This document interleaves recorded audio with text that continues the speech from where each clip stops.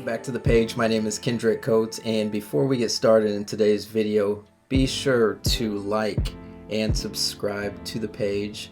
It truly helps me spread a lot of the messages that I'm putting out, but then also it helps me grow this page. I'm trying to spread these messages and thoughts, ideas that I have to many people. So by you subscribing, by you liking this video, it helps me grow. Today's video, it's a good one, and I just recently put out a tweet. If you don't follow me on social media, be sure to follow me at Kendrick Coates, Twitter, Instagram. Be sure to give me a follow. But I just posted something on Twitter, and then I also posted it on my Instagram page, and I'm going to read it here. The tweet says, PTSD is real and many men suffer from it. I'll be dropping a video soon on what I learned going through this, and it is not what you are thinking it is. Don't let the abbreviation fool you. Stay tuned. So now we're here, and what do I mean? I'm sure when I put out that tweet, many folks thought that I was referring to post-traumatic stress disorder. And when you see PTSD, that's generally what you see or what you hear. But I have a different spin, or I have a different take on it. And I suffered from this for many, many years, and it took me a long time to truly come out of this thinking like, wow, this is what life can be. And as I was going through all of it, it was a struggle. Nothing was easy about it. Nothing was easy about the journey. But I'm telling you, I'm on the other side of that, and it's one of the better feelings that you can feel, next to, if you're a golfer, hitting a nice, pure 7-iron or a driver, or hitting a nice putt. That's for my golf folks. And he is challenging. Look at this shot, ladies and gents. But so what do I mean by PTSD? I mean post-traumatic sports disorder. Let me say that again. Post-traumatic sports disorder. I originally got this thought from Jamal King, and I'll drop the video. Figured out, bruh. But then, just like the other 99% of athletes, I didn't make it. Only 1% makes it to the NFL for a reason.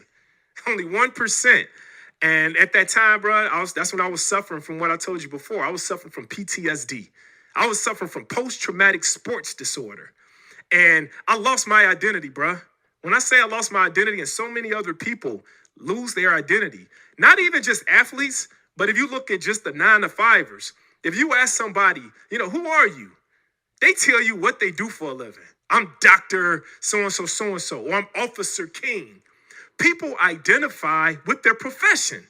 Yeah. But Shawn, what happens to you when that profession is taken away? Who do you become? Who are you? Lost. And that's why people, you're lost. People go into depression, man. And that's why, later on, I never wanted to identify just with my job. It's more to you than just your job. And so at that point, man, when I didn't make it to the NFL, I did what was familiar to me. Just like we just talked about exposure. I was exposed to the police way of life. And, it was easy to me. When somebody else might say they want to become a cop, oh, this is so hard. You saw in the video, he described how he lost his identity. He had no idea who he was. And just like Jamal, I suffered from the same thing. Post-traumatic sports disorder. I was so involved, and I started playing football, I think, when I was 8 or 9 years old. Played middle school, played up until high school, and then I played a year in college. So you're talking almost 12 years of football, of sports, just sports in general. And I started other sports before 8, but I fell into, and especially with the community I grew up in, very small community. Most people knew who you were. Most people knew, I always joke, most people knew your social security number. But I was a gifted athlete, so I got recognition. People knew who I was.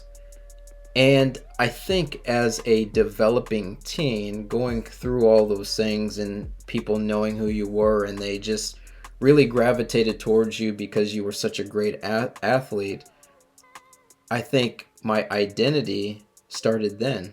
I thought I was just Kendrick the football player, Kendrick the athlete, to the point I didn't really know who I was. I didn't know what I wanted. I didn't know which direction I was going. And so that was high school, and then you lead up to college, and I didn't play 1 year for my first year of college, and then I played my second year. And that was probably one of the biggest struggles, because now I had to learn how to meet friends, one, without being tied to athletics, but then I also had to learn how to date, because I didn't have that social status of being a great athlete to where everybody knew me. I didn't know what the hell I was doing. I didn't know how to make friends. I didn't know how to date. It was rough. And I started at that time, I was like, man, is there something wrong with me? And this is the thing about post-traumatic sports disorder, and you can say what you want. There may be some professional out there, well, you can't say PTSD is post-traumatic sports disorder, because we're not here for all that foolery. This is my video, and I'm going to discuss it how I want to.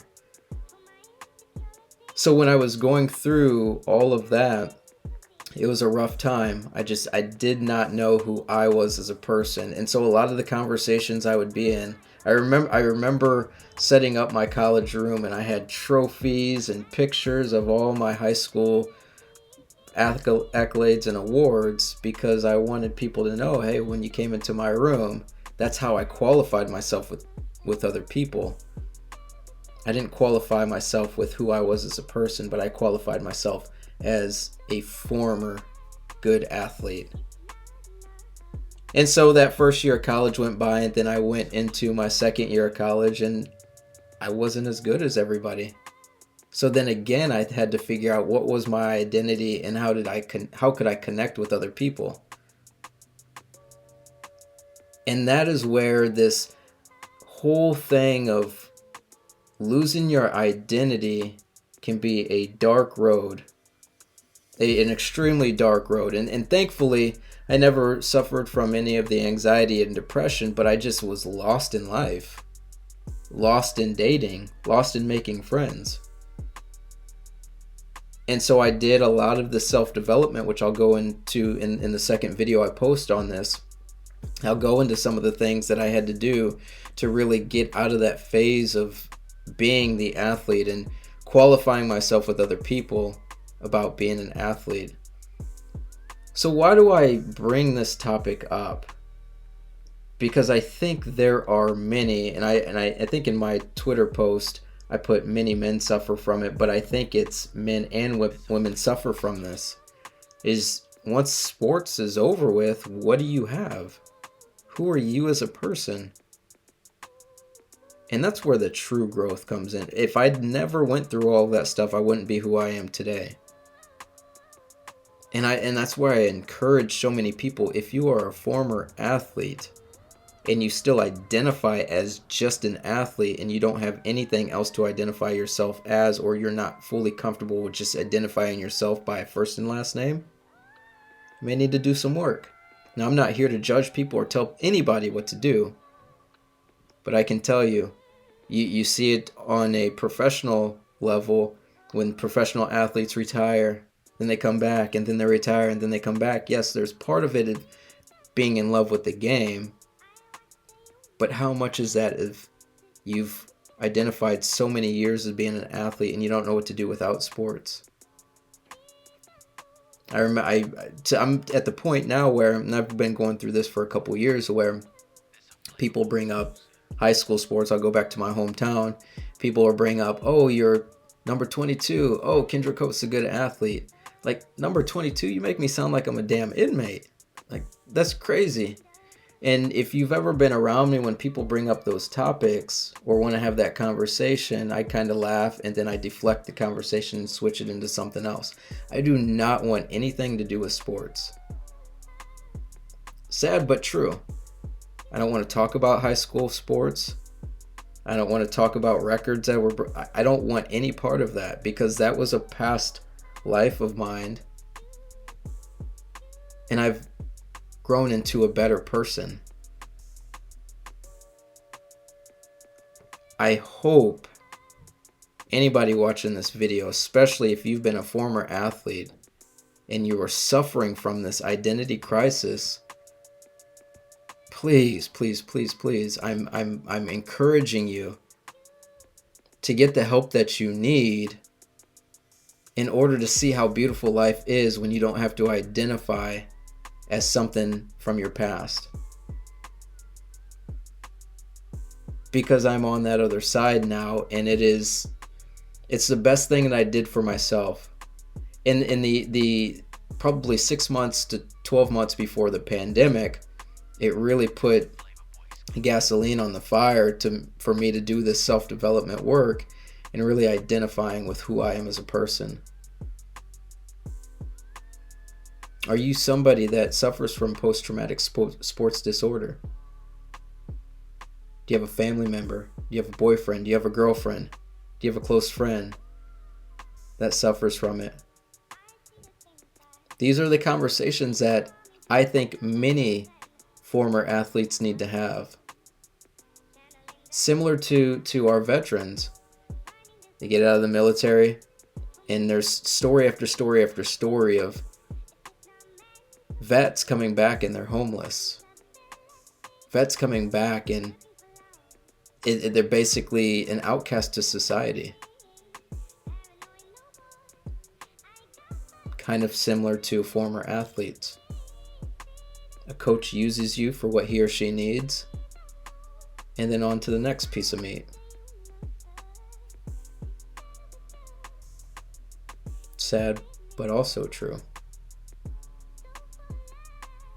So if you're watching this video, you want to have a conversation about this, because I've learned a lot of things about myself that I didn't want to learn. Most good. But then I started figuring out some other things and other tendencies that came from not knowing who I was as a person, because I've always identified as an athlete. Reach out to me. Let's have this conversation. I think many people need to have this conversation, but they shy away from it because we are in time where we are so bombarded with distractions that many people don't do their self-work and wonder why everything else is falling apart around them. Like Jamal said, you ask who people are and they identify with their job. We got to do the self-work in order to continue growing and in order to continue developing. Again, as I mentioned earlier in the video, I'm going to have a part 2 on things that I work through, tips that I can provide to you on how I learned about my own identity and stripped away the identity of being an athlete. Stay tuned for that. Until next time, I'm out.